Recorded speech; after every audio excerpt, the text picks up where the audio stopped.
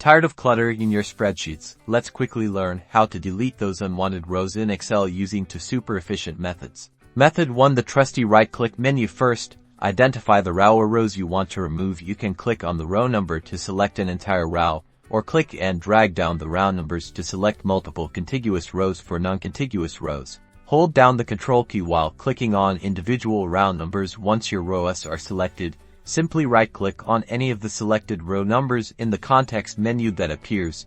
You'll see a delete option. Click on delete, and just like that, those rows are gone. Method 2. Mastering the Excel ribbon. Again, start by selecting the row or rows you wish to delete, using the same selection techniques as before while clicking row numbers or using Control-click for multiple individual rows. Now, navigate to the Home tab on your Excel ribbon. Look for the cells group. Within this group, you'll find the Delete drop-down button. Click on this button. A small menu will pop up from this menu.